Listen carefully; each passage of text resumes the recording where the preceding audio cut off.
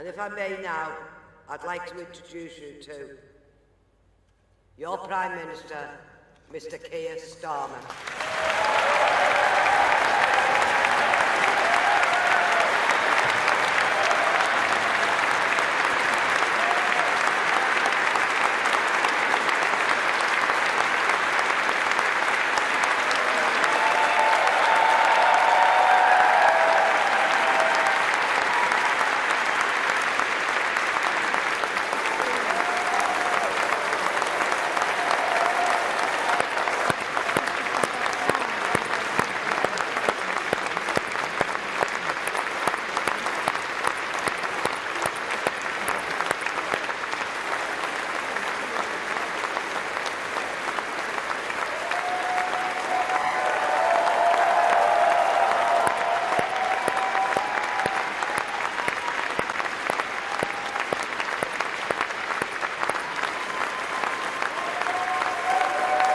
Thank you.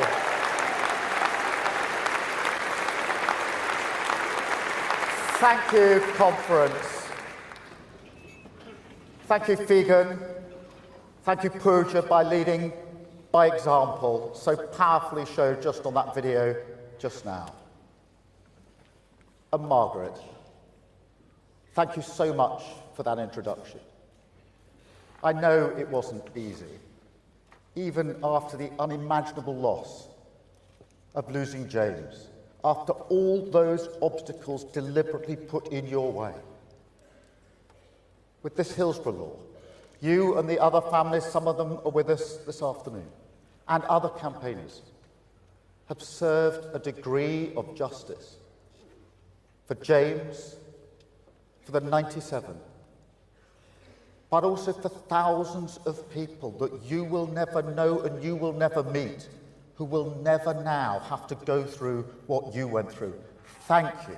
Thank you.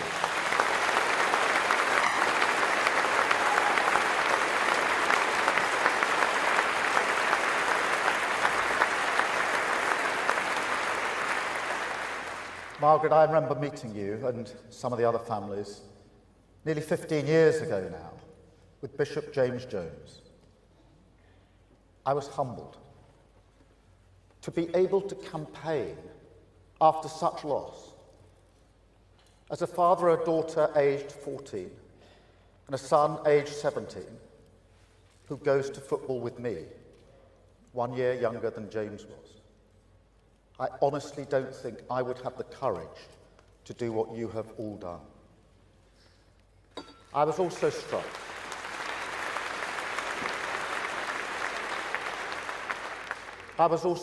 at that first meeting by meeting some family members who had never felt able to talk about what happened that day. Perhaps because they feared that people like them would never be heard. Conference, this party was founded to hear working class people like that, to look directly into the eyes of their suffering, even when the state turns its back. And so the Hillsborough Law is not just a promise delivered, it is also a recognition that whether it's Hillsborough, Grenfell, Windrush, Horizon, the grooming gangs, infected blood, and so many more, the British state consistently refused to see injustice because of who the victims are. Because they're working class, they're black, they're women and girls. And so, Margaret, I know we can never undo the pain for you and all the other families, but we can show that in the Britain that we are building, the state will see, the state will listen, the state will be accountable to working people, because now injustice has no place to hide.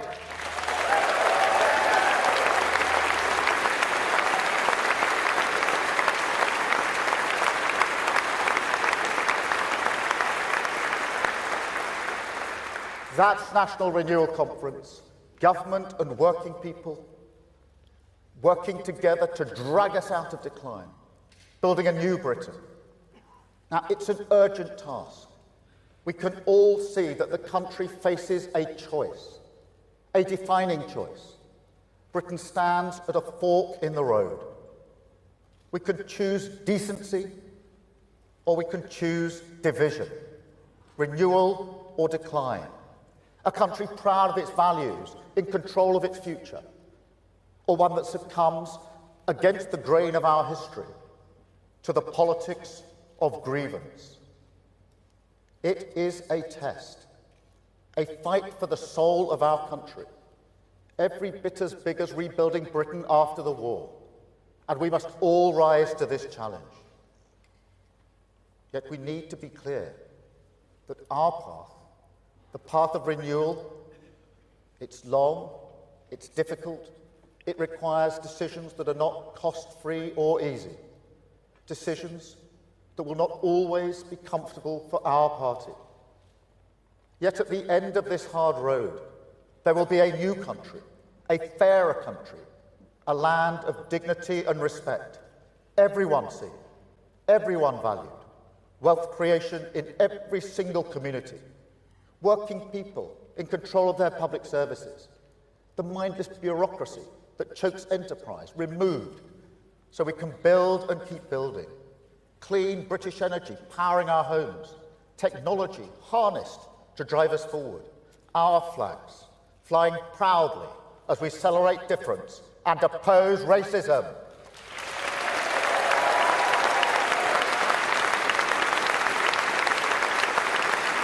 Conference.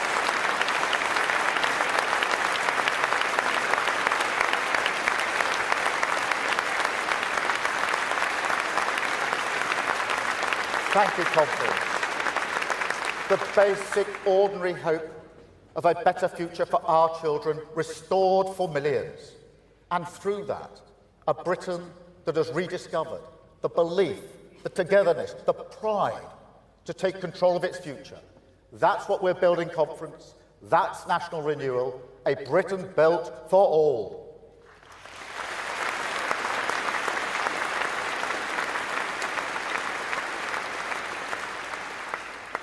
But there is another path. We can call it the path of decline. But in truth, it leads to ruin, to chaos, to Britain being poorer in every sense. And it's a tempting path, because it asks nothing of people, makes no demands, suggests no difficulties. All you need to do is listen to politicians who tell you there's a quick fix, a miracle cure, tax cuts that magically pay for themselves, a wealth tax that somehow solves every problem. The Brexit lies on the side of that bus. Click here for your new country.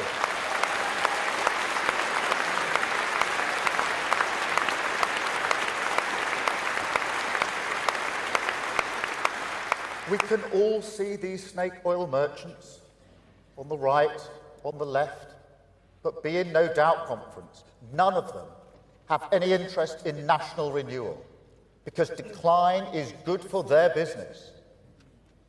I mean, think about it. When was the last time that you heard Nigel Farage say anything positive about Britain's future? He can't. He doesn't like Britain, doesn't believe in Britain, wants you to doubt it just as much as he does. So he resorts to grievance. They all do. They want to turn this country, this proud, self-reliant country, into a competition of victims, saying to you, to working people, don't trust in each other. You can't fix this. This is not a great country. But it is, Conference. It is a great country. It will always be a great country, a decent, pragmatic, tolerant, reasonable country that throughout history has stood its ground, stuck by its values, and built its future without fuss. That's the Britain I'm fighting for, Conference, a nation of resolve, a land of respect, a Britain built for all.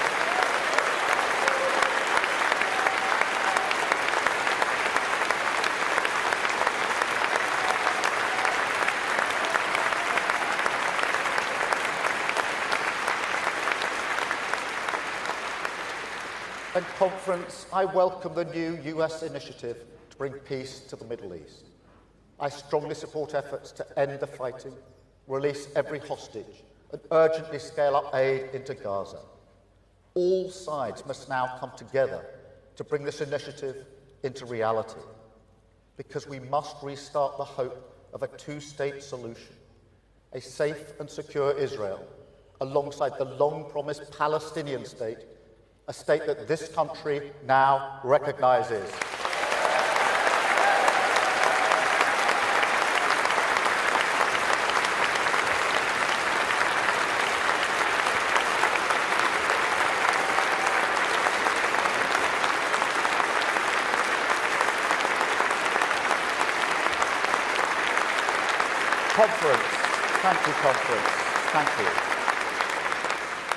Conference, I will never give up on diplomacy, and I will never doubt British values, rules that protect those in need, respect for difference under the same flag, the freedom to live and let live.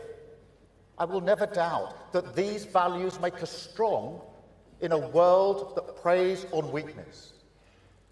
How could I? The progress, the prosperity, the peace I've seen throughout my life, the journey I've been on, from a working class background to this. I owe everything to this country and its values. But working people, they're losing faith. They're ground down. Politics has made them question Britain. And can you blame them? They've been nothing but patient.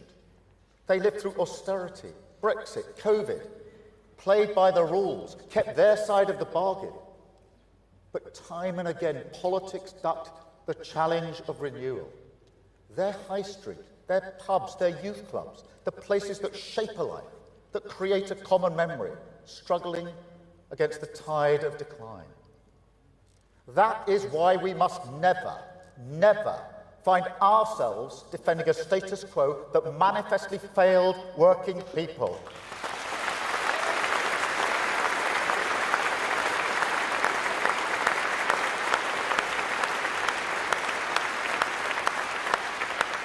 That's what I say to people who think it would be nice if we could just go back to politics before Brexit or the crash. And this does go back that far, Conference. The global financial crisis is when we were exposed, when a new Britain should have been born. Complacent. That's the only way to describe it. Complacent. We placed too much faith in globalization, the establishment across so many institutions, in hock to its lazy assumptions that immigration is all we need to give us the workers. Infrastructure will always be there because we built it decades ago. The world always on hand to give us the goods. It doesn't matter if our industry leaves. It doesn't matter if we don't train our young people. It doesn't matter if wealth creation is hoarded by just a few communities. Well, Conference, look at our world now. Because in our age of insecurity, we can see now that it does matter. We do need to put our security first. We do need to unlock the potential of every community. We do need a more muscular state, freed from the red tape that stops us building, growing our economy from the grassroots, renewing every town and city on these islands.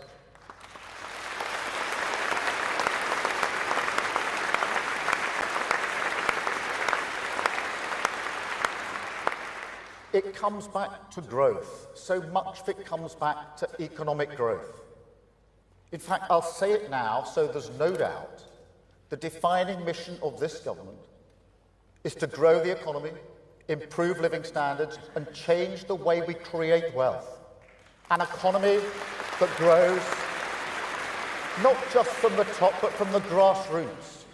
Because growth is the pound in your pocket. It is more money for trips, meals out, the little things that bring joy to our lives, the peace of mind that comes from economic security. But it is also the antidote to division. That's the most important aspect of national renewal. The way you grow an economy, not just how much, but who and where benefits, that can either build a nation or it can pull it apart. And in the world we must face, the threats we must defeat, Britain needs an economy that unites.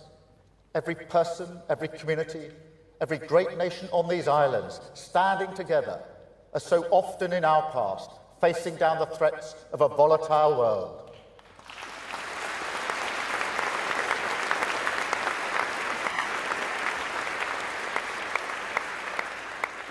And it is a choice. You can exploit asset bubbles to distract from stagnating wages. You can balance the books by cutting long-term investment. You can cut taxes for the few whilst dismantling the infrastructure for the many. But the affordable homes that we built, the libraries that we opened, the Sure Start centres that gave so many families a better start in life, all in it together. That's what they said. Come on. The country they created, it's still around us today. Old and young, north and south, scrapping over the crumbs, draining the well of responsibility, the patriotic responsibility that we owe to one another. But there's another choice, comfort. You can choose industrial policy, government and business bringing the future closer. British graft backed everywhere, from the steelworks in Scunthorpe to the data centres in Essex and the wind farms of South Wales. You can choose to unleash British enterprise, strip out bad regulation, confront the blockers that strangle a thriving private sector. The most important thing we need for every community to stand more proudly on their own feet.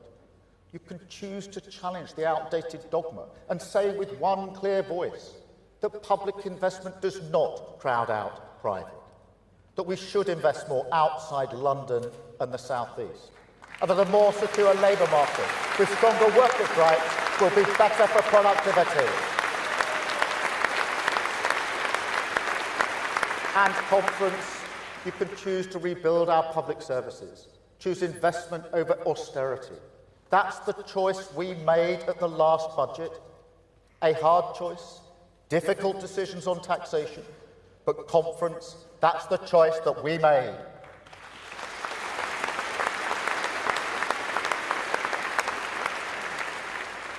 Now, I want to thank every business in our country on this issue. We asked a lot at the last budget. I know that.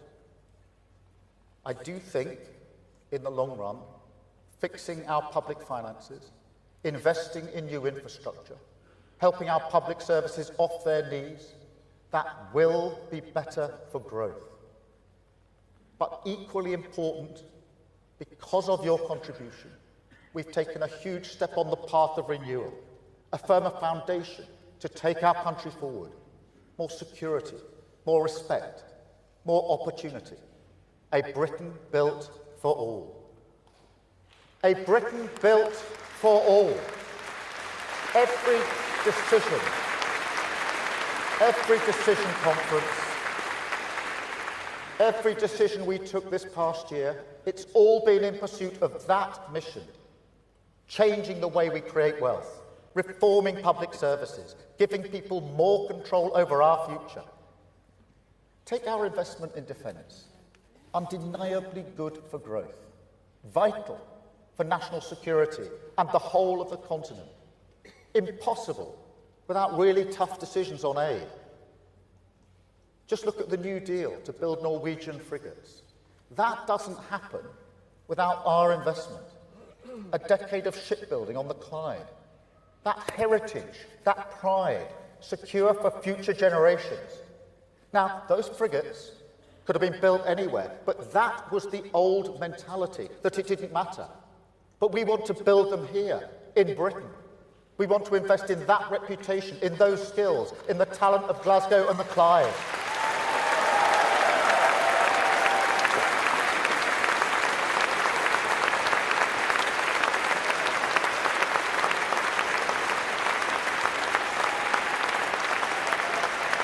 Now, conference. 5 days after that deal, I went to the shipbuilding yard on the Clyde. I went to the canteen where the workers were having their lunch. I stood in front of them and I said, thank you. Thank you for your hard work and your reputation that allowed us to win that deal. They were being judged against other countries, France, Germany, and the US, and they won. They were proud. They said to me that this was the answer to the mantra that they heard. People who said British shipbuilding was dead. They told me how much it meant to them and their communities. And they were proud because they knew exactly what those frigates were for. And they were proud to contribute, proud that their community was chosen by an ally looking for a partner to defend our continent from Putin's aggression.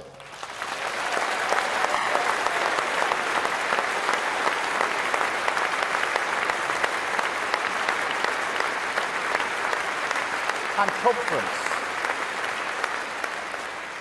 Or take our investment in childcare. 30 hours free for every child between 9 months and 4 years.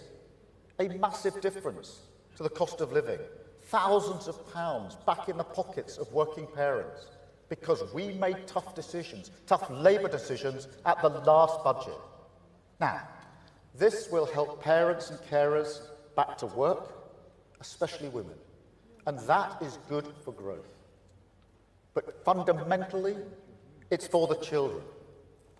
Now, last year, Bridget and I went to a primary school in Nuneaton, and we got talking to the reception teacher. And she said that some kids arrive in reception reading books, others are still virtually in nappies. There's similar stories right across the country. Inequality at age just 4, baked in for life. So our childcare provision is a game changer, giving every child the best start in life, every single child equal at the starting line of their education.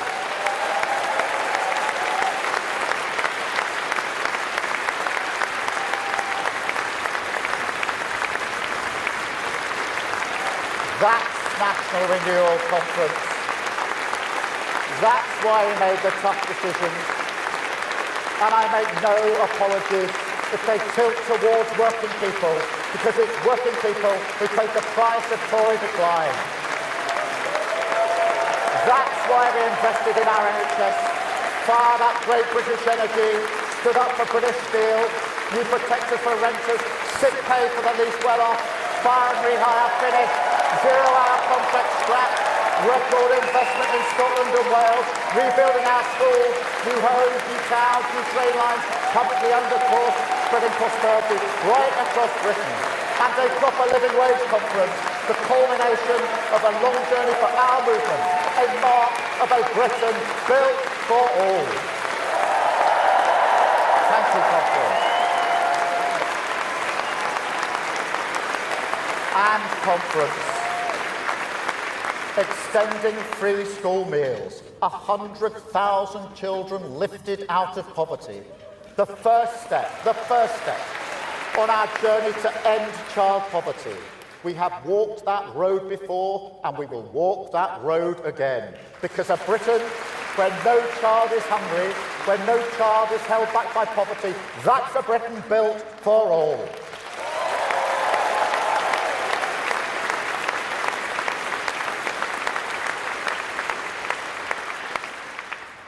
But there's another cause that we must also take up, conference. It strikes to the heart of what we stand for and who commands our respect. People like my dad. I think by now you know what he did for a living. But then again, do you? Do you really know the skill, the craft, the precision that goes into tool making? Now,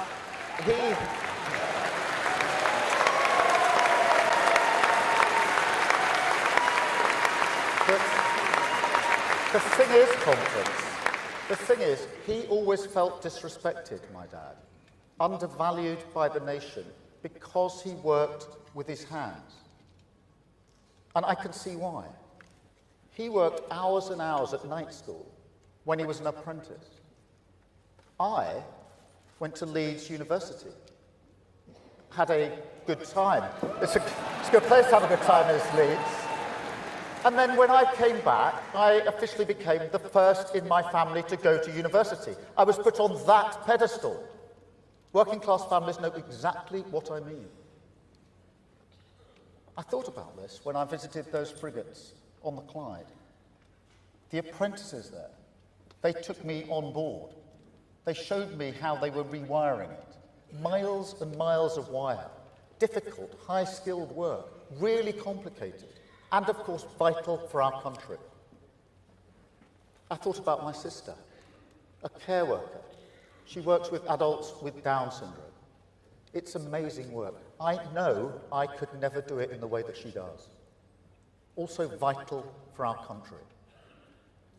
And then I think about my brother. He was failed. He had difficulties learning. He was badly failed by the education system. He was put to one side, barely even seen. Our conference, some politicians say, I want every child to have the same opportunities that I had. You hear a lot of that in Westminster. But that's not me.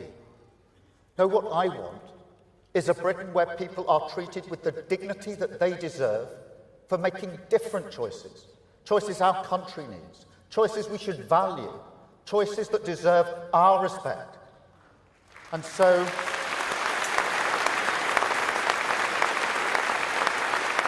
conference,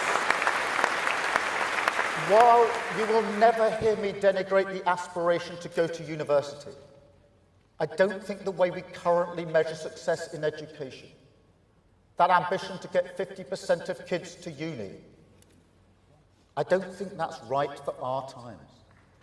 Because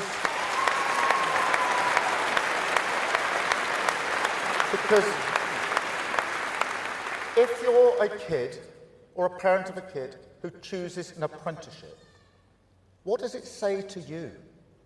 Do we genuinely, as a country, afford them the same respect? Because we should, but I can't help feeling that my dad was right. So conference, today I can announce we will scrap that target and replace it with a new ambition that 2/3 of our children should go either to university or take a gold standard apprenticeship.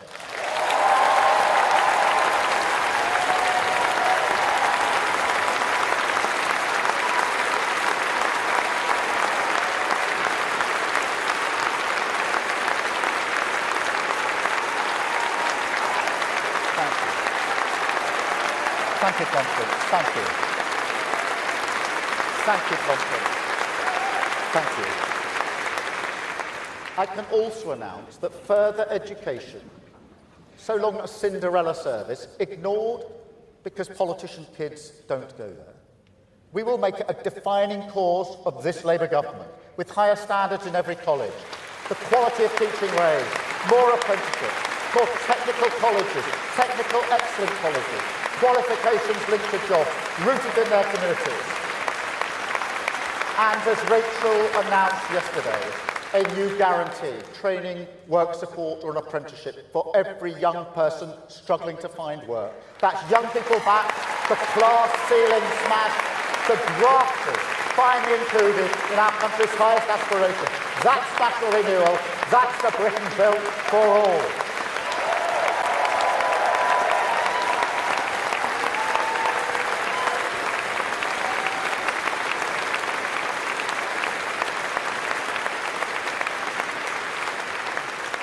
That's what I stand for, conference. And let me tell you, I also know what I stand against. And I have had enough of lectures from self-appointed champions of working people who want to shred our public service, level down workers' rights, crash the economy like Liz Truss. Politicians who lied to this country, unleashed chaos, and walked away after Brexit, who equivocate of Putin in Ukraine. who even now go to America and grub around for money, talking this great country down. No. No more lectures from them. Because Labour is the party for working people. Labour is the party for national renewal. Labour is the patriotic party.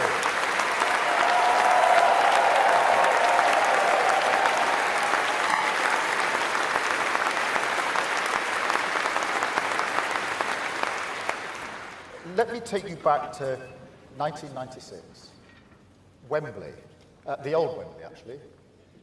I was there. It was that semi-final. Electric. We're all singing with one voice. Football's coming home. Now, of course, it didn't actually come home. No cheering at us.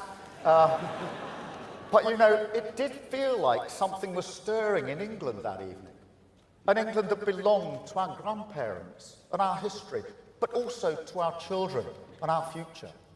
North and south, black and white, old and young, an England united by a flag that stood for all. Now, I'm not going to pretend I would enjoy it if England lost to Scotland or Wales. The Union does have some limits. But I can say I'm not just proud of the Union Jack and the Cross of St George. I'm also proud of the Saltire, of the Red Dragon, proud of our Union, the astonishing relationship between our four great nations. Four different nations, yes, but four nations that time and again have been through fire together, built so much together, a country forged by the solidarity of working people. So let's fly all our flags, conference, because they're our flags. They belong to all of us, and we will never surrender them.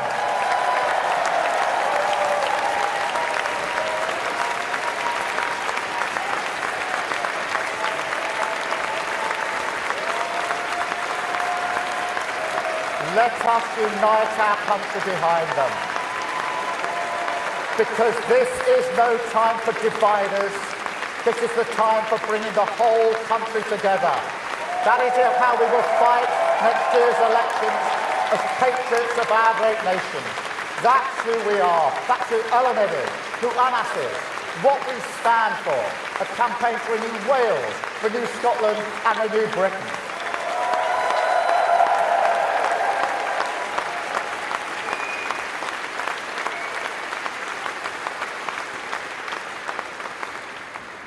But then that's just the point.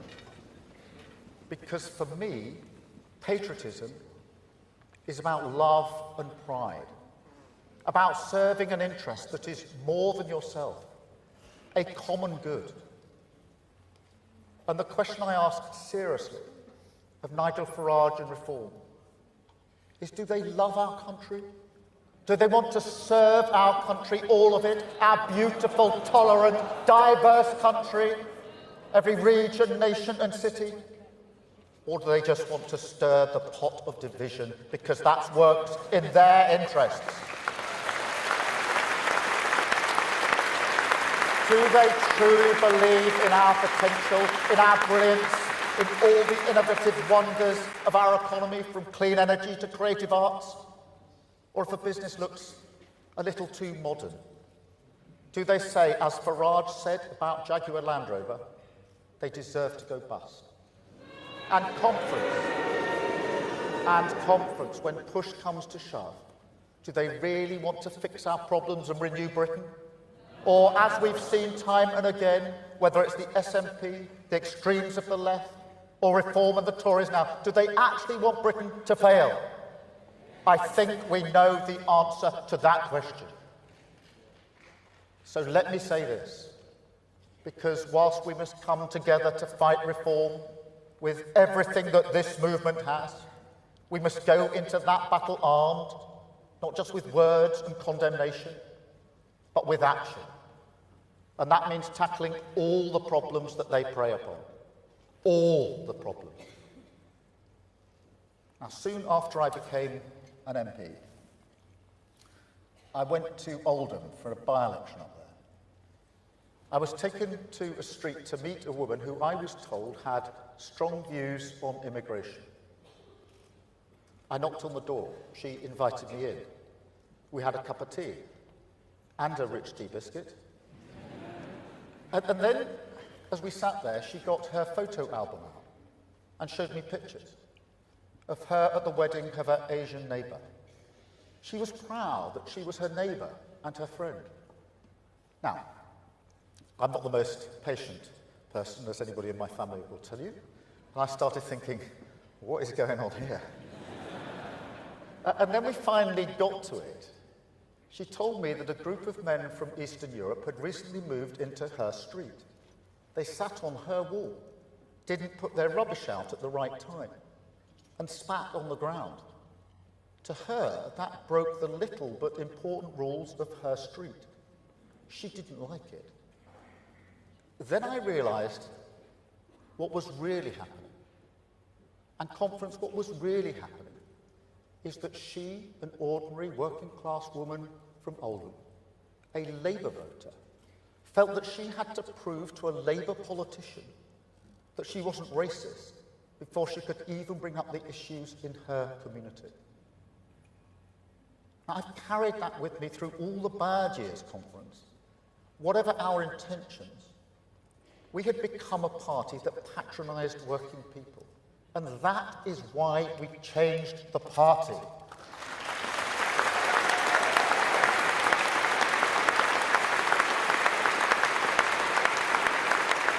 Yet, conference, there are still some people who can't listen in good faith on this issue, who say we can ignore the crisis and our asylum system so long as we get the economy moving. I have to say to those people very directly, we will tackle this issue. The British people are not unreasonable. They're pragmatic, compassionate, tolerant. That's who we are. What people want from politics, that hasn't changed. They want more cash in their pockets, safer streets, opportunities for their children, and an NHS that's fit for the future. And yes, they want secure borders. And that is a reasonable demand. Now, we should always say plainly and with pride that asylum for people genuinely fleeing persecution is the mark of a decent, compassionate country. But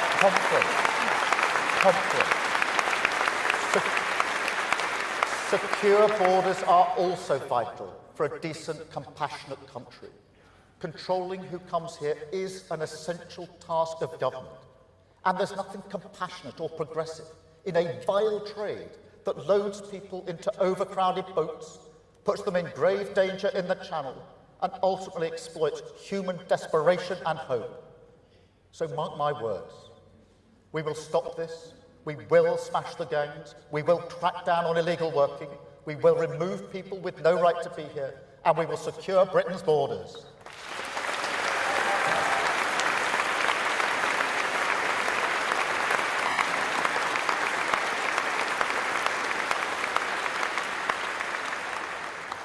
But there is a line, a moral line.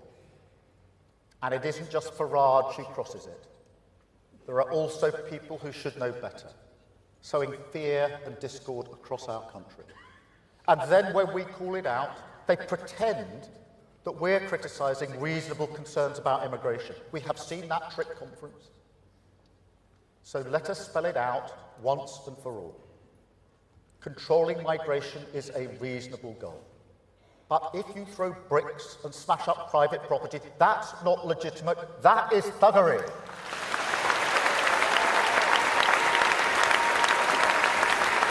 Thank you, conference.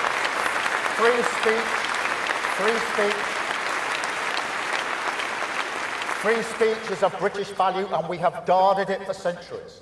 But if you incite racist violence and hatred, that is not expressing concern, it's criminal.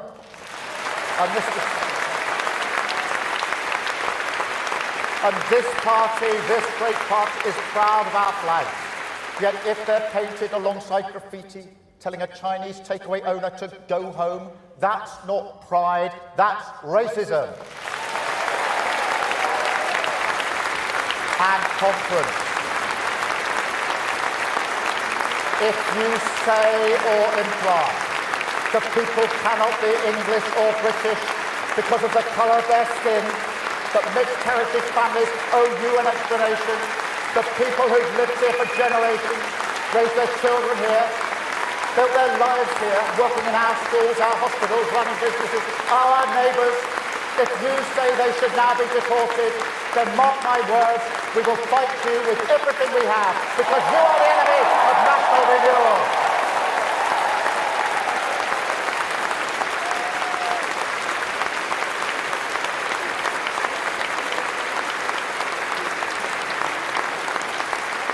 And it will be a fight, conference. It doesn't get easier from here. And the tough decisions, they will keep on coming. Look, we inherited public finances where the Tories piled up mountains of debt with next to no boost in productivity to show for it. Unprecedented. And in a world as volatile as ours, that's dangerous. It demands firm and fair decisions to control our debt. Now, this is the responsibility of government. I don't complain about it. I expect to be judged on my ability to deal with it. But it does mean that national renewal takes time, that it requires patience as well as courage, a determination never to risk economic stability. That solemn promise that we made to working people, our mandate, line 1 of our pledge card. Now, I acknowledge the temptation. You can see it all around the world. A desire to avoid reality, to neglect the long term, cast off the constraints and indulge in ideological fantasy. That's what happened with Liz Truss. But it does not matter if it's unfunded tax cuts or unfunded spending. The result is the same. You lose control of the economy, and working people pay the price. And I will never let that happen again. I will never let that happen to working people with Labour.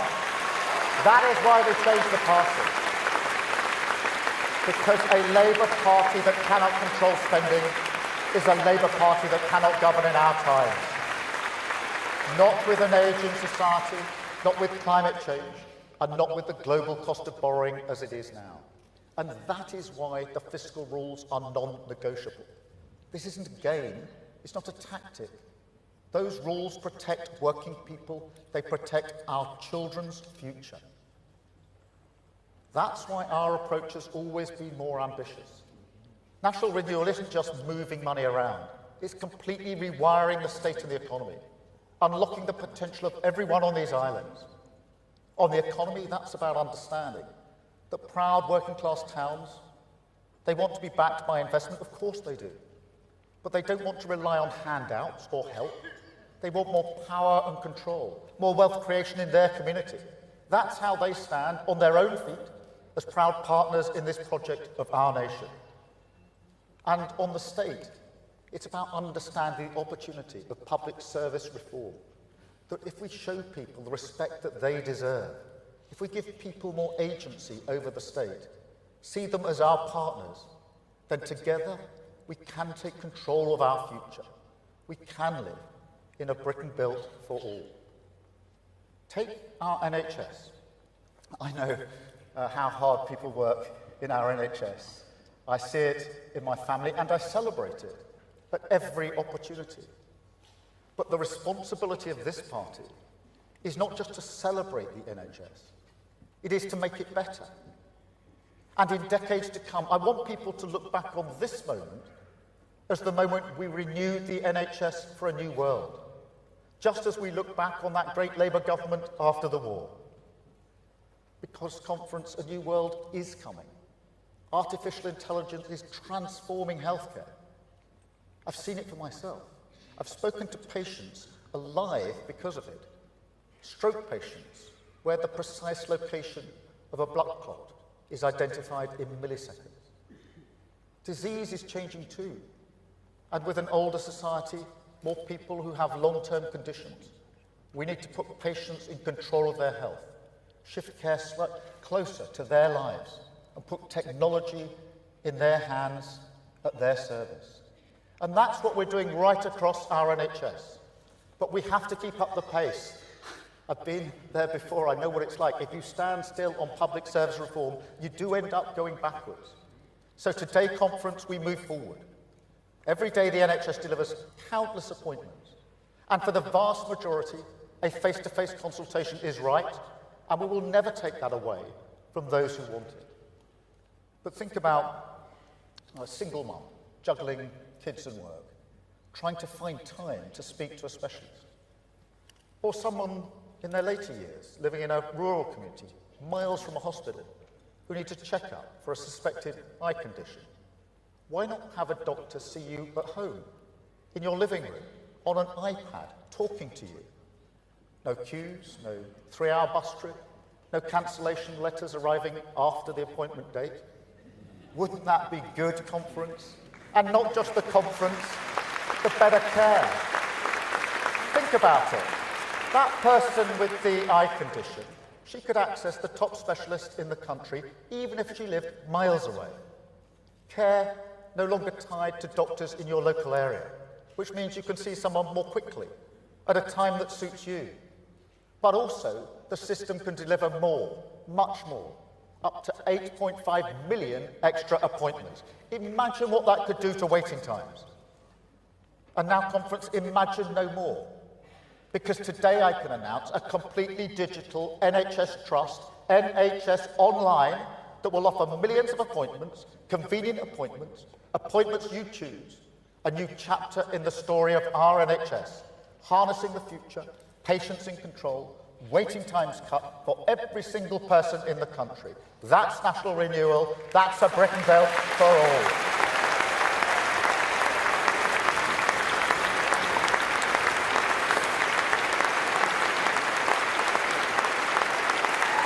Conference. Thank you, conference. That's why I just do not accept that Britain is broken. There are so many opportunities to make a difference. The energy of the future, we're backing it. Carbon capture here in Merseyside, the Celtic Freeport in South Wales, offshore wind turbines made and built in Humberside. Brilliant scientists in the heart of Middle England, developing nuclear fusion. Is that broken Britain, conference? Look at the investment. Tech companies queuing up to back this country, saying that we are indispensable for the AI future. Now, those companies can invest anywhere in the world, but they're choosing us. They're choosing Hartlepool, Warrington, Belfast, East Midlands. Is that broken Britain, conference? Those free trade deals we struck with India, with the US, with our fellow Europeans, a signal to the world that Britain is back, that stability has returned. Is that broken Britain, conference? Or our ironclad and never-wavering support for the brave people of Ukraine, the yellow and blue flag flying on churches and village halls, the length and breadth of the country. Is that broken Britain, conference?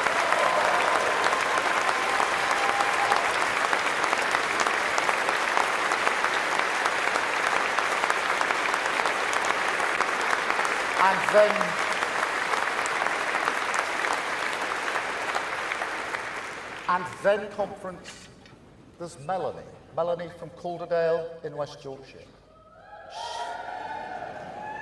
She runs an organisation called Our Place.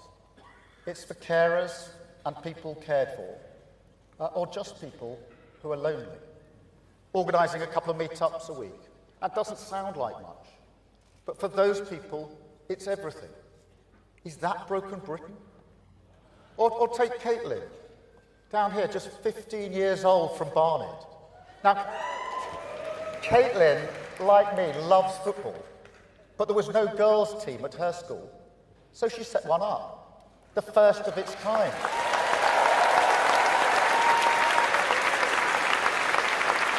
And now conference, she plays for Camden Town Women, and that's nearly as good as Arsenal. She coaches as well at Potter's Bar Little Lionesses, just 15 years old. Is that broken Britain?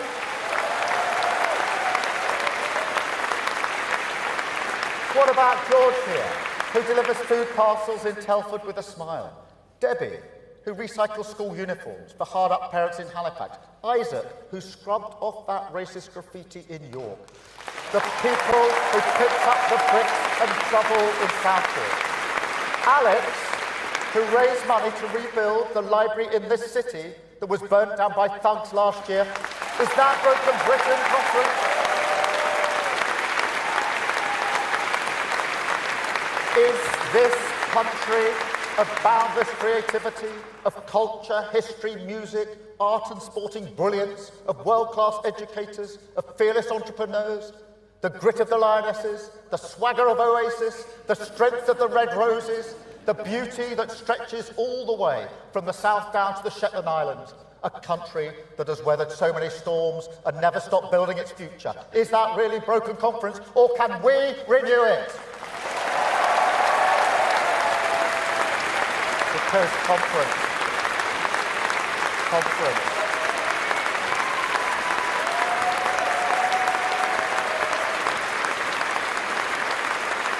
Thank you, conference.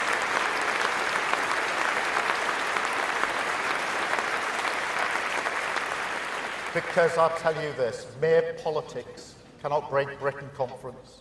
It's not in its gift. And while you may not see them on social media, people like this, they are the real face of Britain. Painting a fence, running the raffle, cutting the half-time orange, or even that gentle knock on the door that checks that your neighbour is all right. That's real Britain Conference. Millions of people, miles away from Westminster, giving up their time, taking responsibility, making their community better. And so conference, we will renew Britain with them. Because I've always said that people with skin in the game make the best decisions for their community. And so the money we invest in renewal, whether it's for youth clubs, peers, parks, or chippies, we will give control, not to politicians, but to people, to those champions of national renewal.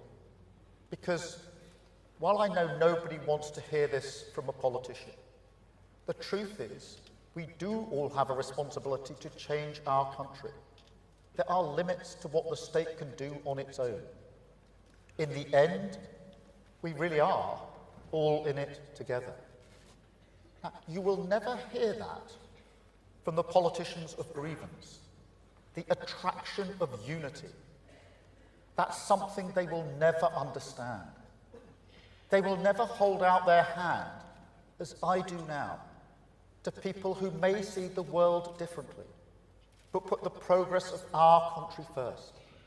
So if you are a patriot, whether you vote Labour or not, if you want to stand against grievance and renew Britain, then this is your fight too. Because even in a world this dangerous, I do think the politics of grievance is the biggest threat we face, because it attacks who we are, an attempt to turn us into a place where we look at our neighbours in our community, people who may or may not look different to us, and we no longer see them as fellow partners in the project of Britain. Now the Tories, do you remember them? Conference? I don't know if they believed in grievance politics.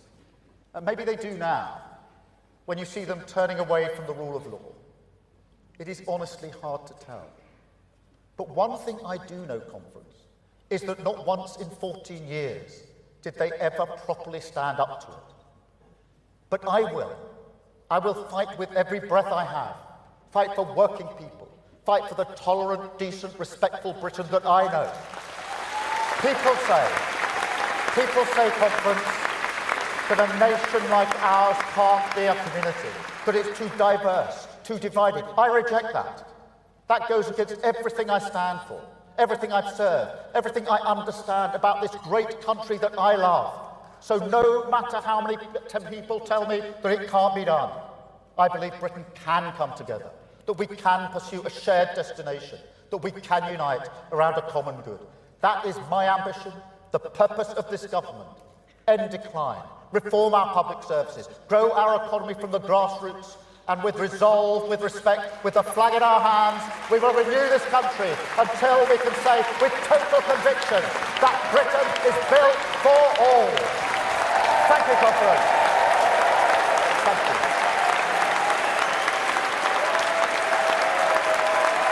Thank you. Thank you, Conference. Fly those flags. Thank you. Thank you. Thank you. Thank you.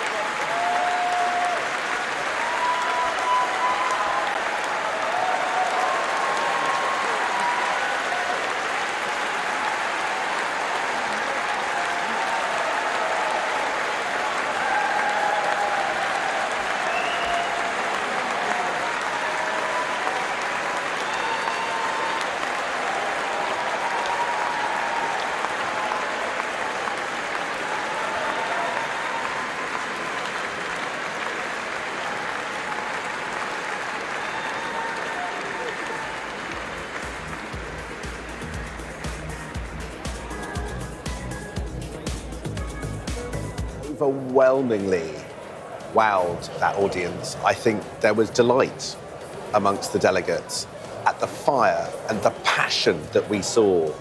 He challenged the snake oil merchants on the left and the right. Nigel Farage, as you said, I did half wonder whether he was referring to Andy Burnham as well. He united that hall, as far as I could possibly tell, against racism, providing a very clear dividing line, challenging one of Nigel Farage's biggest policy calls to date, deporting people who had the right to remain in the UK, and provided a rallying cry for people in that hall that they have been searching for weeks and months. I think we can go inside the hall now. Our political editor, Beth Wrigley, is trying to grab a few members of the cabinet. Let's see if we can go to her and she was greeting. Our country, the leadership he's showing, the values that motivate him, the experience that he brings to the highest office in the land, not born with a silver spoon in his mouth, but someone who's worked his way up, who watched his parents graft and is on the side of the grafters of this country, standing up to the grifters of this country. And final question, he clearly directly attacked Nigel Farage there. Is there anything you admire about Farage as a politician? Now, look, that's one thing I say for Farage, he's a formidable campaigner, and we've been on the wrong side of some of those campaigns in terms of, you know, the things that we've lost up against him. So we don't underestimate him, but that's why we've got to take the fight to him. And ultimately, as I said in my speech, he's a snake oil salesman, Nigel Farage. Nigel Farage is a snake oil salesman. He says one thing, sells one thing, and then buggers off when it gets difficult. It's like a campaign speech, so it's like he's running an election again. Look, we know what the battle lines are at the next general election. It's Labour versus Reform, and it is progressives versus reactionaries, it's patriots versus nationalists, it is hope versus fear and division. We know which side we're on, and we are going into the next year to change our country and build a better Britain. Thank you very much. Thanks, Beth. You sail there, Wes Streeting, really reiterating some of those messages from Keir Starmer, Nigel Farage, these snake oil salesmen. And I guess it's what's known as a fork in the road speech. It's a choice speech. They're trying to frame the next election already as Labour versus Reform and those two different visions of Britain. We've got Sam Coates still here with us. I mean, it is worth just taking a pause. Reform are now clearly the party that Labour are worried about, and really this is the framing of this entire debate. That's right, and I felt that Keir Starmer, for the first time that I can remember, was tooling his party up, arming them with what he thinks are the weapons he believes they need to take on the arguments of reform. He dived into one of the most controversial things that Nigel Farage has said of late, that people should be chucked out of this country even if they've been here for so long, and argued that was racism and that he would stand against it. Yeah, so as you say, it's all about kind of framing in that way. to do that. I think we could get Rachel Reeves, the Chancellor, in the hall. You know what it's like, it's a bit rock and roll at conference. I have to kind of just take you on the journey with us, if you like. We're never exactly sure who we can go to and when on the conference floor, but let's try and listen in now. You. Is it because welly, Beth? You're giving it a bit of welly. Is it because what we believe in? Is it because you feel like you're the underdogs after this sort of difficult 14 months, and now you've got to get back into campaign one and win the arguments I again? enjoy fighting for what I believe in. I know what I believe in, and Keir knows what he believes in. That's why we went into this business in the first place, to change our country for the better. You know, and some people, you know, might do things otherwise. I wouldn't say anyone else had a plan. And what Keir and I have set out in our conference speeches in the last couple of days is our belief in Britain, our determination to make things better for working people and for businesses in our country. We'll get on and do that. And Chance, final question. Keir Starmer, he's not a naturally emotional man, really. He kind of likes a process. He's very analytical. Did you feel like you saw a different side of him, or more the side you see behind the scenes there? I know Keir very well, and we work really closely together, and it was great for the country to see the Keir that I know. OK, and final question. Oh, the last one was your final one. I know, I do that a lot. I mean, he's had his leadership questions around him. Do you think he's killed that off for now? I don't think there's any serious contention here. Keir's doing a great job. He secured a massive mandate last year. We're going to just get on and to finish the job. Leading you into the next election. Absolutely, and beyond. Chancellor, thank you so much. Thanks, Beth. Rachel Reeves, the Chancellor, giving her reaction to the speech. Now, I'm here with Sam Coates, and I have to say, you know, people often say to us, you know, we're too downbeat on politicians, don't give them a chance, or et cetera, et cetera. Credit where it's due. I personally thought that was a decent speech from Keir Starmer, setting out the kind of patriotic vision, if you like, and it felt that he perhaps, for the first time, had managed to kind of define Labour's role in this fight against reform. And I think why it ended up feeling like a credible vision from him is that he put quite a lot of his family story and personal journey in there.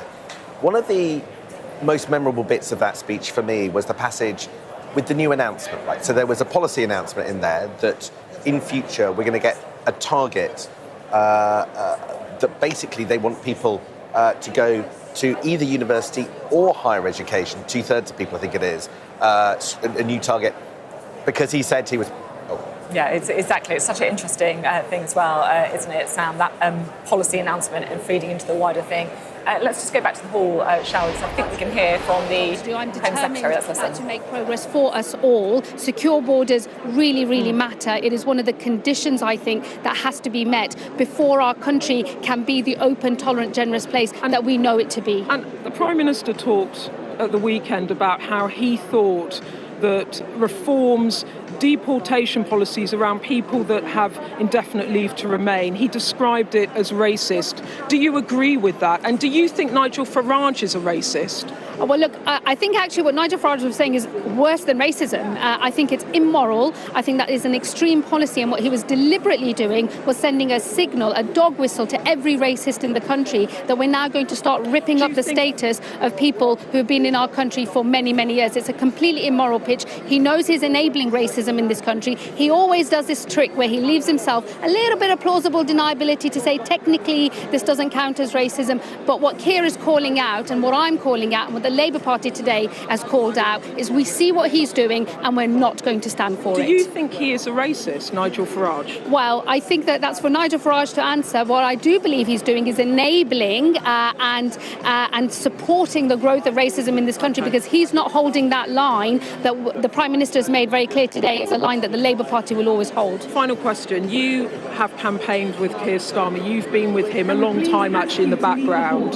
He's had a really rough ride in recent months from your party. What's your message to people that think that they could do better with someone else at the top of the Labour Party?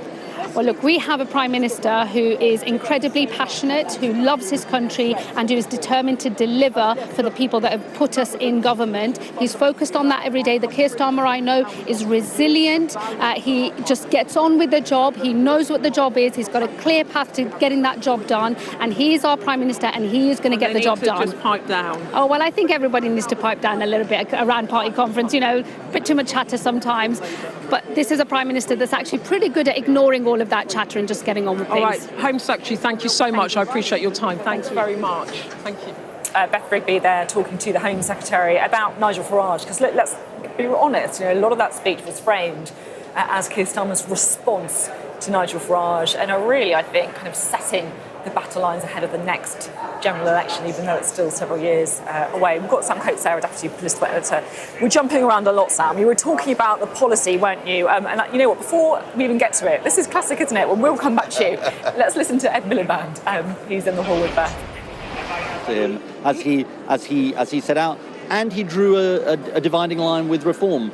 Yes, we need to control our borders, but what we're not going to do is somehow deny or undermine the idea that our diversity is our strength. And he's had a really rough run of it. Look, you were the party leader once. I also had a rough run of it. You know what it's like to be at the top. I imagine it's quite lonely, and I imagine it's quite frustrating when everyone's like telling you how to do your job. Do you think he silenced his critics today? Yes, and I think, look, what he did, substance beats froth, and he gave such a substantive speech about who he is, what he believes, and where he wants to take the country, and you can't ask for more than that, and he did really great.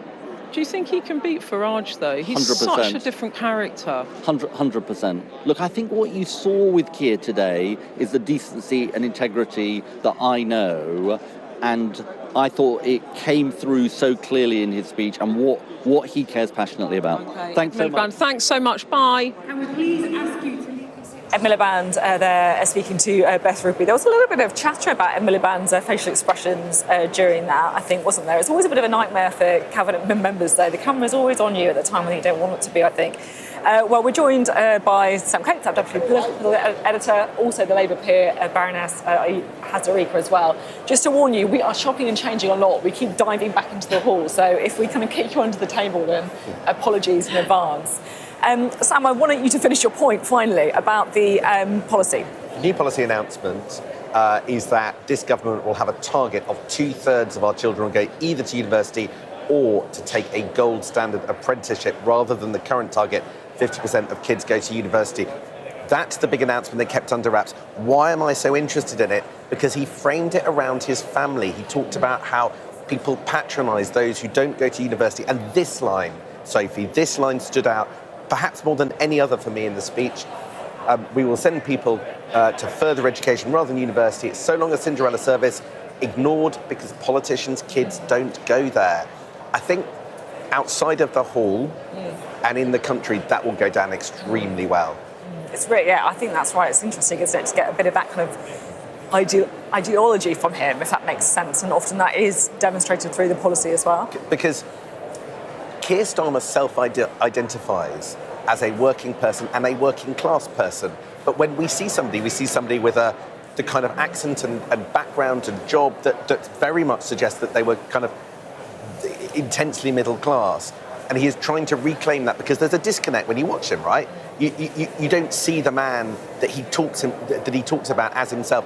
And so instead today he was talking about immediate members of his family, also bringing in his wife, Vic, who works in the NHS, and others.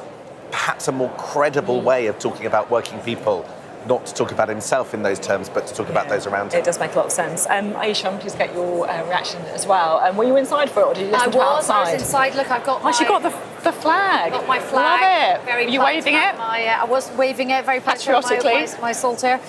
Look, I thought it was a really, really interesting speech. I think Sam is right that Keir Starmer was very much kind of telling a story about working class Britain. Of course, the woman who introduced him was Margaret Aspinall, who's a doughty campaigner for the Hillsborough Law, and she talked about, being a working class woman fighting the system. He started his speech saying, look, we're going to try and end injustice, about how too many people talked about the Grenfell scandal, about the grooming gang scandal, often scandals where working class people have felt that the system has kind of worked against them. So I think that frame is right. For me, I felt the most interesting part of the speech, or the theme, and the best bit of the speech, when he talked very passionately about fighting racism. He said, look, we do have to understand that immigration is an issue. He talked about, the left patronising people on immigration. It's not racist to have concerns about immigration. But he made a very clear distinction, saying protesting is absolutely fine, criminal damage and thuggery and violence is not okay. And he spoke very passionately about fighting racism. And to me, I haven't seen him talk about racism like that with, I think, quite a lot of... I felt like that came from the heart. I felt like that was the bit that he wanted to write. And I think what's interesting is we've had a lot of discussion about how the Labour Party is really pivoting to reform. I felt this speech was pivoting to people maybe thinking about voting Green or voting Liberal Democrat. I felt this was a different strategic shift. Yeah, this is what I agree with you. This is why I think that actually it was quite a significant speech in terms of policy, because it was pretty clear that he was defining himself against Farage, right? He was saying, look, we have different ideas about the country. You know, we have different views on Britain. We have different versions of patriotism. And there's a kind of fork in the road. So it's almost like he is trying to appeal now through this speech, and I'll be interested to see how the strategy follows as well, to people who don't really like Farage. Yeah. Right? And look, the media and the polls, understandably, have spent a lot of time focusing on Farage. But actually, Labour is losing a lot of support to these other parties on the left. The left is fragmenting as well. So I think that was very significant. And look, there are a lot of people out there, and he is right to say this, they are concerned about immigration. That does not make them racist, but they do not like, you know, he talked about an example of, you know, a Chinese takeaway having horrible racist graffiti on it. Lots of good people across the country, they do want controls on immigration, but they don't want to see that kind of language or that kind of behaviour, that kind of thuggery. So I think it was quite good to see him be a bit more muscular on that. And look, he needs to be muscular, doesn't he? Because let's be real, there has been chatter about his leadership, which is kind of extraordinary because we're only just over a year after he won that landslide. But it's happening. You know, people are talking about, you know, Andy Burnham bids or his personal popularity. How important is that speech and I guess the months ahead in trying to stop that? Incredibly important. Look, Andy Burnham, in some ways, did Keir Starmer a bit of a favour by sort of, you know, blowing everything up, in the sense that a lot of people have rallied to Keir Starmer's support over this week. Lots of MPs are really unhappy with that. However, you're right, under the surface, there is a lot of anxiety, there's a lot of discontent, and there has been chatter. Now, normally with the leader's speech, you'll see this isn't about the people in the hall. It's about trying to get via programmes like yourselves into people's living rooms. It's about the country. This speech was actually about both. This speech was about sending a message to the voters, and we've talked about voters on the left, the soft left today, but this was also a message to the people in the hall saying, stick with me, I do share your values, you know, I'm not just trying to chase reform. These are my values, these are Labour values, stick with me. It's funny hearing you say that. There are sections of those speeches that are designed for different types of audience. There are sections of those speeches designed for digital video. There was a portion where he managed to get the audience on their feet and cheering, where he talked about investing in the NHS, firing up Great British Energy, standing up for British Steel, and on and on and on. The new media strategy in that speech, I thought, was pretty evident. He's trying to get Twitter clicks and he's trying to get Instagram views through those with those sort of setting out the things the government has done in a way that he hopes will catch people's imagination. It's interesting you're talking there a bit about parties on the left, and we've got a bit of response from Ed Davey, of course, the leader of the Liberal Democrats. He said, I'm glad Keir Starmer is finally stepping up the fight against Nigel Farage, and I hope this will mark the end of his government parroting Farage and copying his divisive politics. So I guess really kind of picking up on what we were reflecting there, that it does feel like that speech is a change of tactic when it comes to Nigel Farage and how the Labour government is preparing to take that fight on. Sam, do you agree with that? Do you think it? Yeah, I think my sense is the way that they would describe it is not a pivot to try and win back those votes from the Greens or other left. They would pitch this as a speech designed to show that he's fighting for Middle England. Whatever that might be, and it's hard to define, but this was, I think in their minds, they would say it was about Middle England. They would try and say it's not about left and right, it's about the heart of the nation.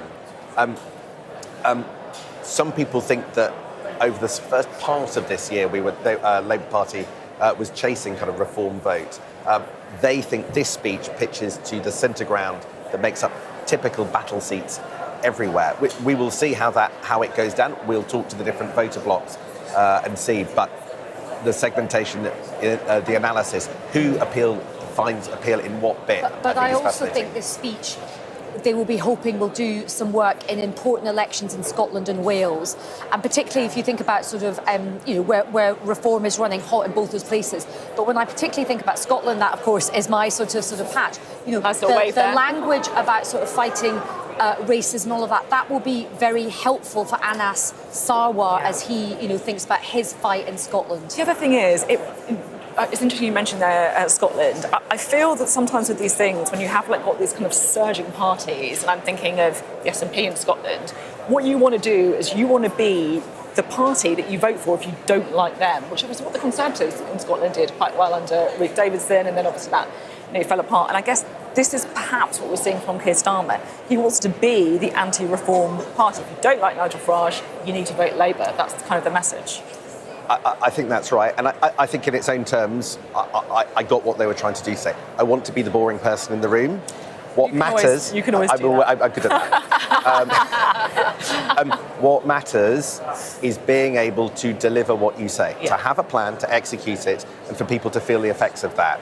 And I don't think that's been something this government's been terribly good at.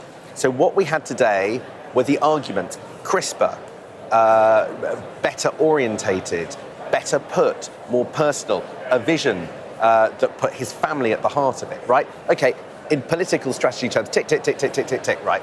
What I would still say is there are a number of uncertainties around policy, big policy, delivery questions, focus questions, and the great question for Keir Starmer right now is, okay, on its own terms, massive tick, judging by the reaction in the hall, can you keep it up? Can you keep it up?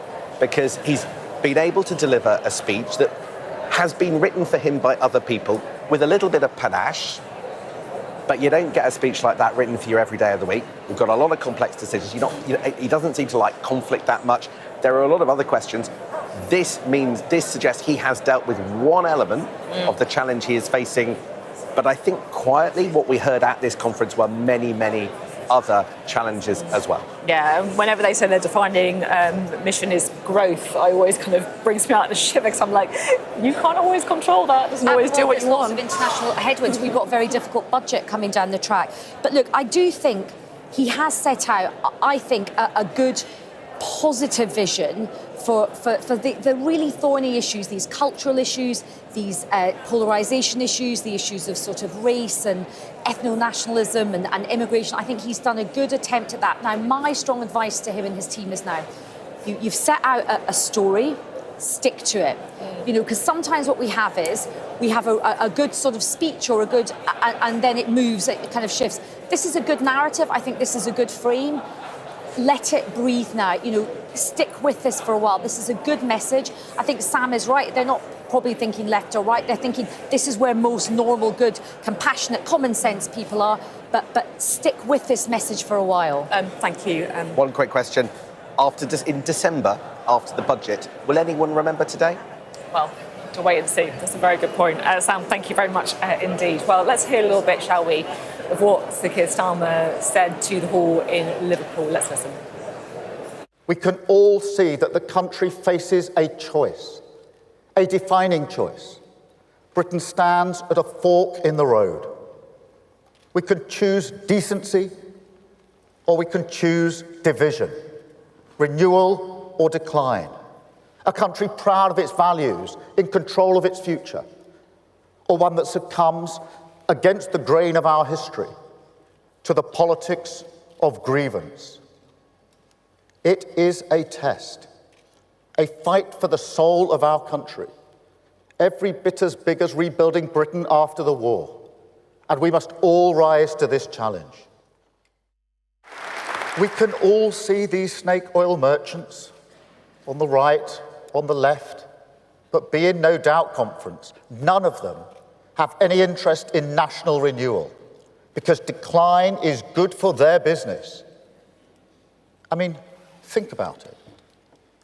When was the last time that you heard Nigel Farage say anything positive about Britain's future?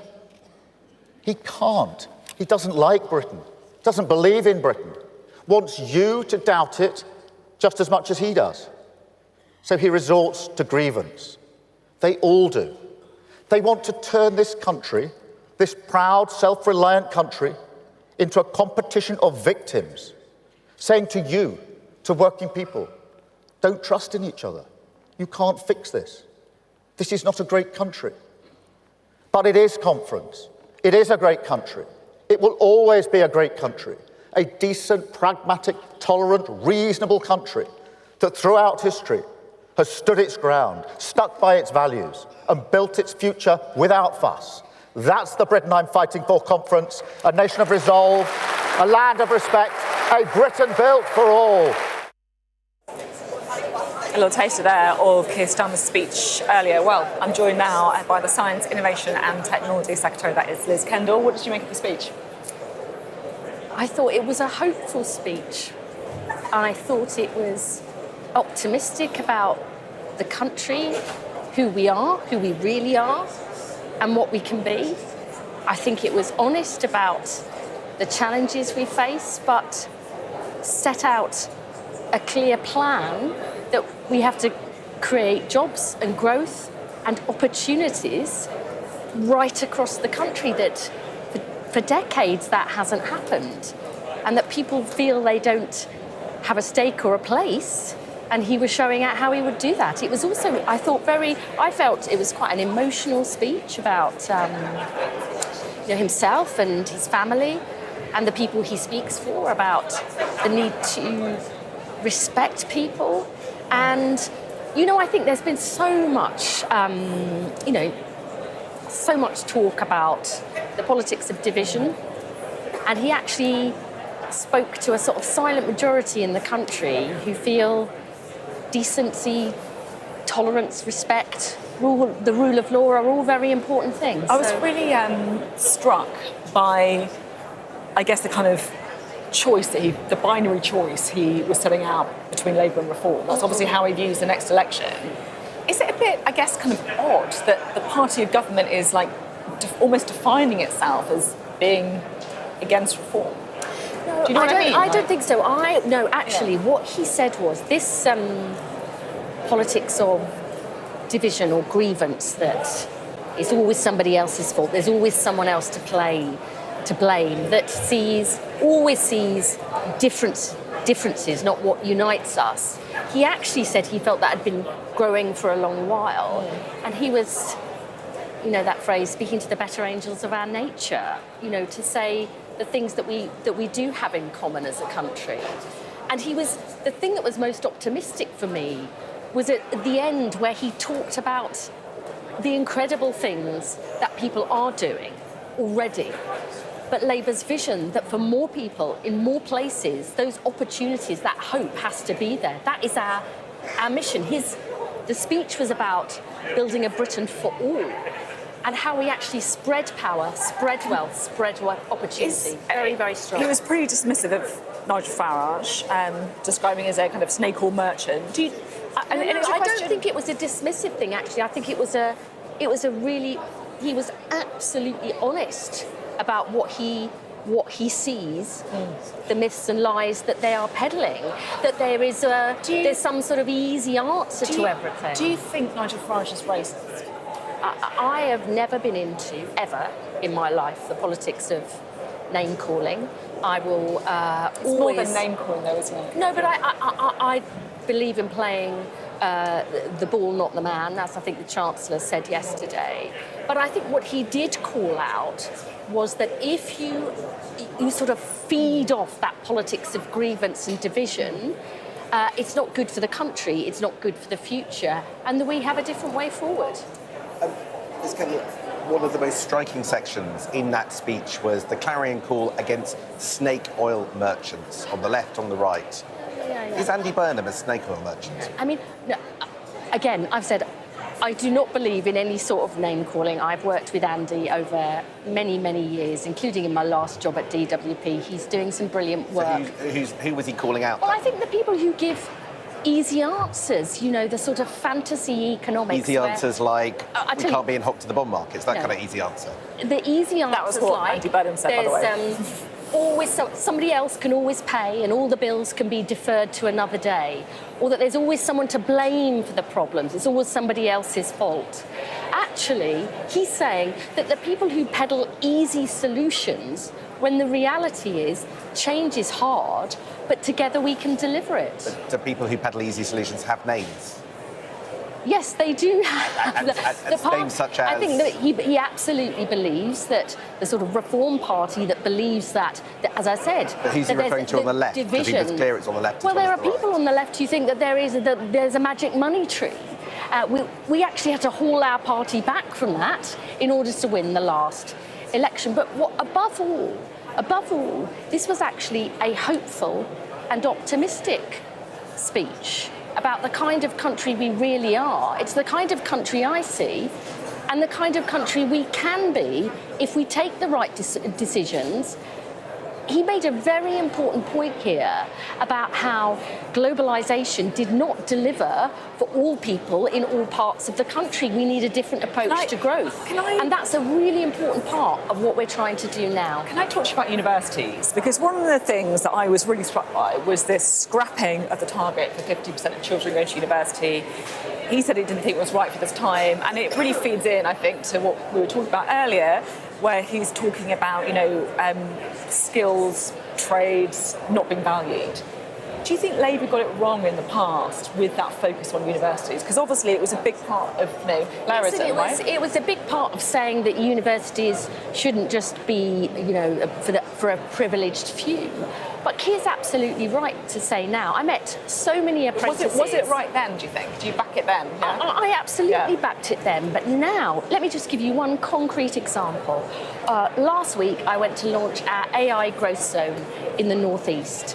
And there I met apprentices who are working in all sorts of different areas of tech and AI, some at graduate level, some at not. And they see this as a way of developing their skills on the job in an area, technology, that is so constantly changing that working with and in a business helps them keep up to speed. I think most people would totally agree with that, right? Mm-hmm. But I guess what some people might say is that part of this kind of looking down your nose at people who don't have a degree came from the last Labour government. Right? I don't agree with that at all. That was never where we started from. That was about saying that universities had in the past been the privilege of only a few and that we wanted to open that up by more. I see this as the next stage, and particularly, I think this is a really important point. In something like AI and technology, the world is moving so fast that if you're only in an academic institution and not actually working with the businesses as this AI develops on the ground, you're going to fall behind. I think this is such an important part for renewing the country in future, for the jobs and the skills that this country needs. You've got a new job in the reshuffle. Were you disappointed to lose your last one? No. I would have loved to have seen the child poverty strategy through, but I will still be making my views about that very, very clear. This, for me, is about what the Labour Party's mission is. That we have got to make the future work for the people and places that need it most. Again, if AI is not only about building these huge data centres, it is about building new economies. And we have to make sure that people in the parts of the country who most need to be able to get those jobs, the growth of the future, that they get them. You obviously used to be the Work and Pensions Secretary. I did. Do you think you were, unfairly punished for the benefits bill not going through? No, not at all. I never think like that. I think we have got forward through some really important reforms in the health top-up to universal credit. We've got the biggest ever investment into back-to-work support. And now I'm working on how we create the jobs and opportunities of the future. And I'm always much less interested in our jobs than the jobs of people out there, and that's all I'm focused on. Yeah, it's an important job, I have to say, with AI as well. It's been great to talk to you, as always. Thank you so much for being on the programme. Ms. Kendall there giving her response to Keir Starmer's speech earlier. She was talking an awful lot about the vision of Keir Starmer and that kind of personal story that we heard from him as well. Sam, your kind of reflections on where we are after that speech? what I found fascinating was the way Keir Starmer today managed to knit together a new story about himself. This business of talking about his father, his brother, his sister, his wife. He's managed to conjure together a new mission for his leadership by talking about them. And that now is how he defines working people, through these people that he has spent his life with. And that, I think, is a more credible, more understandable, more empathetic way that he can show he is understanding of the struggles in people's lives. There was a section early on in the speech where he talked about just how, I mean, to be frank, just how people are getting frustrated. He said working people are losing faith. They're ground down. Politics has made them question Britain, and how can you blame them after COVID and Brexit? They've kept their side of the bargain, but politics have let them down and things haven't improved. I suppose my challenge for the speech is sections like that are big talk. Are the solutions that his government are putting forward commensurately big, because he doesn't have any money, and focused and targeted enough in their implementation to mean that people actually notice the change that he says that he recognises needs to happen? Just before we spoke to Liz Kendall, you kind of posed the question about whether all this was going to be forgotten after the budget. I mean, is that, I guess, the real issue here, right? Look, the biggest issue in British politics is the 20 to 30 billion pound black hole in the public finances that could mean that taxes need to go up by 20 to 30 billion pounds in a matter of weeks. And again, like Rachel Reeves yesterday, we got almost nothing on that other than him saying that he wanted to thank every business in our country on the issue. We asked a lot at the last budget of you. And we know, because we talked to business leaders yesterday, that they're all sitting around going, well, you're sort of saying the right things, but, you know, given all your promises, where are you going to get this money from? We're really worried. Keir Starmer said growth was his top priority again today. It's a phrase he's used enough. Nobody should show him the GDP figures, frankly. The question again is, how is that going to happen? So I think that there is a very real question, but I have this question every time there's a Prime Minister's conference speech, be they Tory or be they Labour, which is how you make the grand promises turn into flesh. And this is why I think that party conference speeches don't always endure, because the public get tired of the high rhetoric and then the low level of improvement in their locality. Yeah, to be honest, Sam, that is something that you just hear again and again when you talk to people across the country. Yeah. They just don't have that faith that things are going to change. You can get a sort of wave of a vibe reaction to from a hall that loved a speech, but people don't sit at home watching in vast numbers these things live from end to end, unfortunately. But they do. What do you mean? but because I think they find it frustrating to hear this promise of a nirvana that never somehow seems to arrive, because no politician goes into a party conference speech and said, I'm going to do something quite good for you. Yeah, that's true. And also, it is particularly difficult, the timing of this, because we have got that November budget. We know that the Office for Budget Responsibility, the kind of spending watchdog, if you like, are on Friday going to be effectively ruling on the size of the black hole.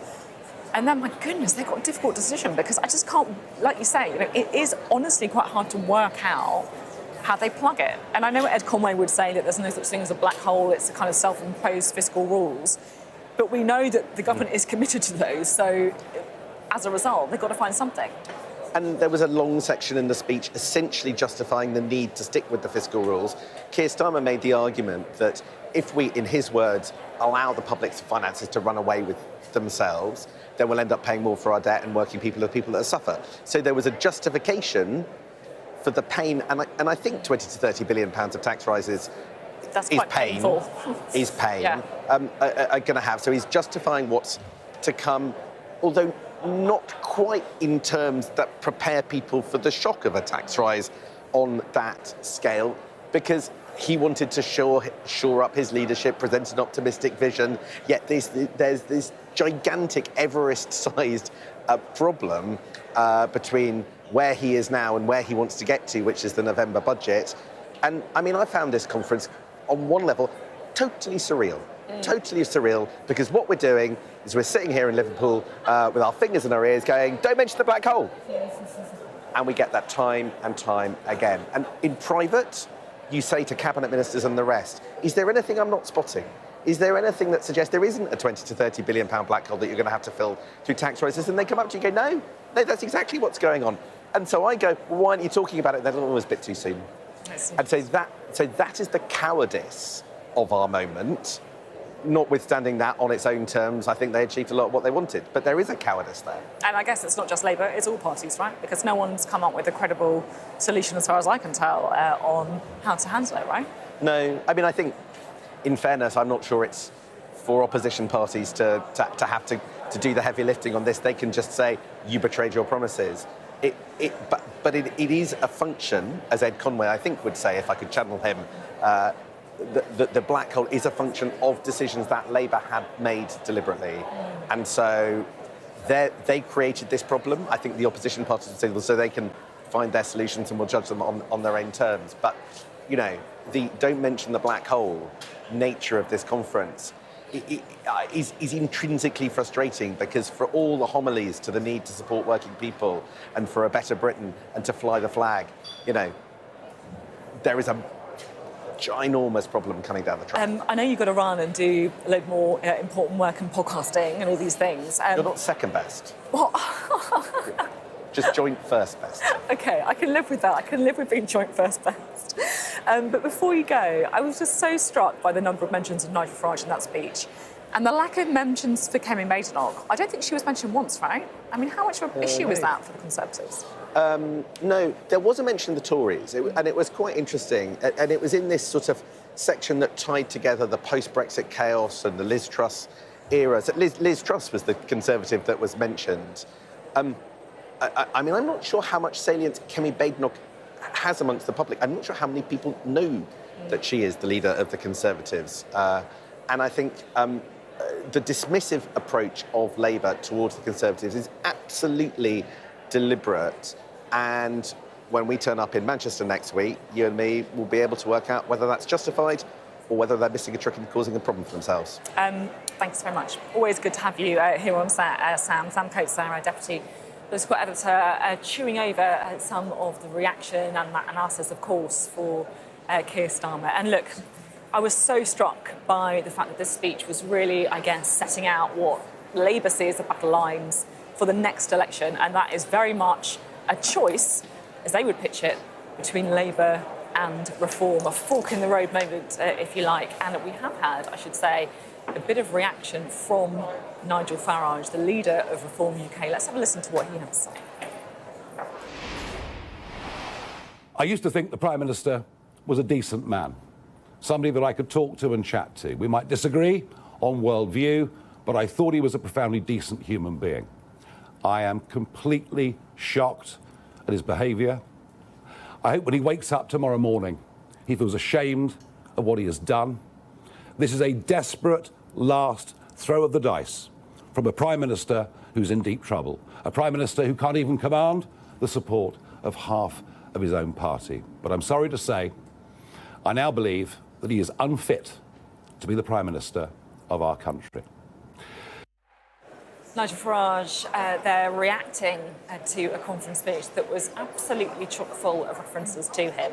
Well, to discuss this a little bit more, we've got our political correspondent Tamara Cohen, who's here with us. And Tamara, look, it was so interesting, isn't it? It felt to me like a change in approach from Labour on how they're dealing with the threat of reform. And the way they see it is that there's been criticism that people don't know what Keir Starmer's about. They don't know what he wants to achieve for the country, why he got into politics, what the vision is. And they feel that people can't say that anymore. That through the rise of reform, it's given him the opportunity to say, this isn't just they can't pay for it, it doesn't add up. This is values. This is they stand for grievance and division and we stand for something else. And it's more about an inclusive country, but also responding to people's genuine concerns. So they say this is shows what Keir Starmer wants to do and where his vision lies. The questions, of course, will come. How does he deliver it in ways that people actually experience, and how do they do that pretty quickly? Yeah, that's it, I guess, isn't it? It's the kind of delivery question. And, of course, they're not going to have very long to work that out, right? Because you've got the budget looming. Budget looming in November, and he said it was very notable that he was hitting out to the left and to the right. So on the right, it was reform. He said stand for division. He called them racist. He called them snake oil salesmen. But also he said people who want wealth taxes, plenty of them in the Labour Party, they aren't going to solve all our problems. He said people who think the fiscal rules, the kind of rules to balance the budgets, are negotiable, they aren't going to either. Hello, Andy Burnham, who's kind of looming over this conference. And so he said, all of that it's all going to be difficult. Some of it's going to be uncomfortable. Sometimes we're going to have to cut spending. I think when it comes to it in the budget, when everyone expects they're going to have to raise taxes, it will be like, well, I thought you promised us, higher living standards and better things on the horizon. And then, of course, you've got Scotland and Wales elections in just 8 months' time. If Labour are wiped out in those elections, which is a real fear of many Labour people here, that is going to be really, really difficult for Keir Starmer. There will be more questions about his leadership. So, look, I think there is relief and approval in the hall. He's told us where he's going. They really liked it. They liked some of the ideas in there. They're not fully fleshed out. He talked about colleges and apprenticeships for young people and a route that doesn't just involve university and loads of debt. Sounds good. It all comes from existing budgets. There isn't new money for it. Yeah, so I think that's, a lot of people wanted to hear that there will be opportunities for young people. A lot of people will feel young people are, applying for tons of jobs and they can't find one. That sounds good, but how quickly, how is it going to be costed, and does it all add up to in 2 or 3 years being able to say, look, life's better than it was when we took over? But I think definitely, I was just looking back at Keir Starmer's speech a year ago. It was all about the Conservatives. They left us this terrible inheritance, the black hole, and so on. Barely mentioned today, were they? Yeah, it was all about reform and the populists on the left. He said easy answers are to complex problems, and he said stick with us. It will be hard, but we'll get there. I think the question is, can the public who are already won over by some of these messages, will they be won over? Yeah, as you say, it's the delivery thing. It really does come down to it, doesn't it? And let's just remind ourselves, shall we, a little bit of what Keir Starmer had to say to delegates earlier. Let's listen. I owe everything to this country and its values. But working people, they're losing faith. They're ground down. Politics has made them question Britain. And can you blame them? They've been nothing but patient. They lived through austerity, Brexit, COVID, played by the rules, kept their side of the bargain. But time and again, politics ducked the challenge of renewal. Their high street, their pubs, their youth clubs, the places that shape a life, that create a common memory, struggling against the tide of decline.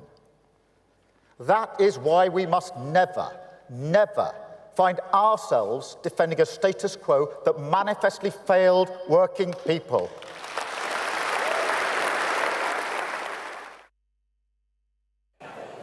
Keir Starmer speaking there, and we've got tomorrow with us still.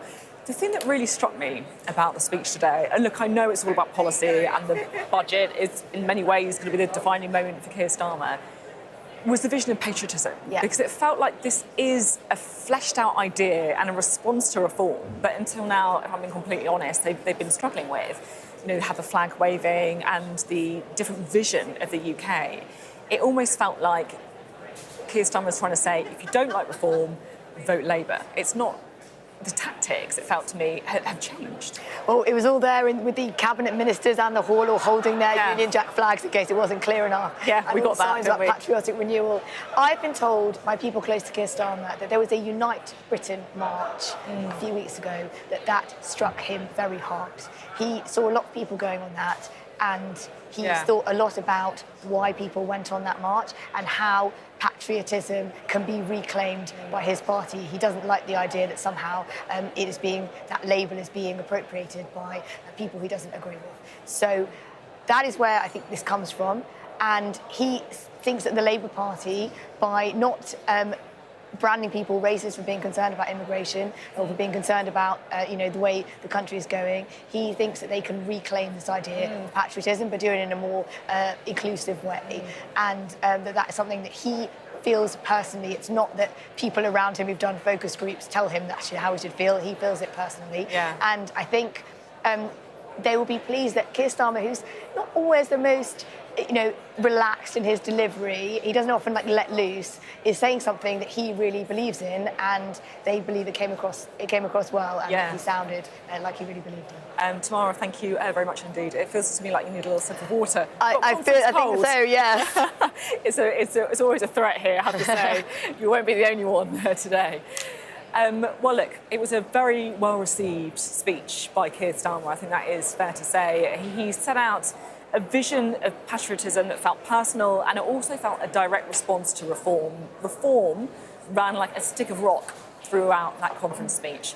And what he was trying to do is set up a response to reform, saying that if you don't like Farage, if you don't believe in his vision of Britain, vote Labour. In other words, setting out the battle lines for the next election.